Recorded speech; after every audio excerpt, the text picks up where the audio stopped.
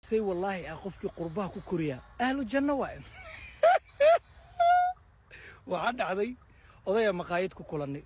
markaas wuxuu dhahay war qurux ku dhig laan wada shaaxayno soo fariis adeeran dhahay 5 daqiiqo kadib waxa soo wacday drama queen gabadha cid ugu yar daddy I can't go university because I don't have a makeup even today my skincare is finished daddy waxay ku leedahay waxa iga dhamaaday makeup jaamacad loo marsanayo aroos miya aroos send me 150 odagii 150 u diray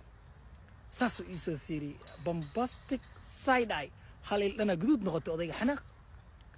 10 daqiiqo kadib waxa soo wacday Mrs. Shopping gabadhii labaad daddy let me tell you one thing today she make big discount 85% daddy I need a shopping send me 300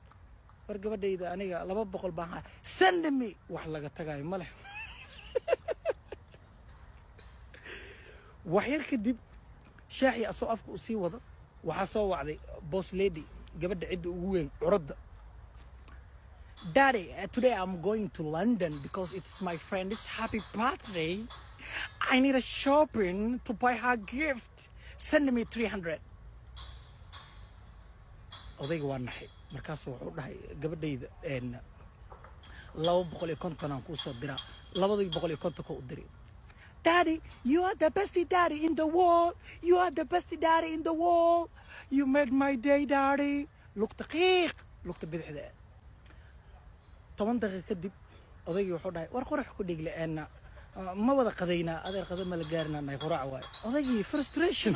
aniga say wallahi waa ku kacsanaa ceebtooda banaanka keena aniga sababtoo ah gabar say wallahi intay xalfadii geysay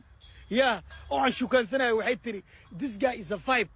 anigana waxaan dhahay thank you amaana u maleynay markii dambe waxa la sheegay vibe in lagu wado fresh of the boats doontu ku imaaday ninka la dhahay waay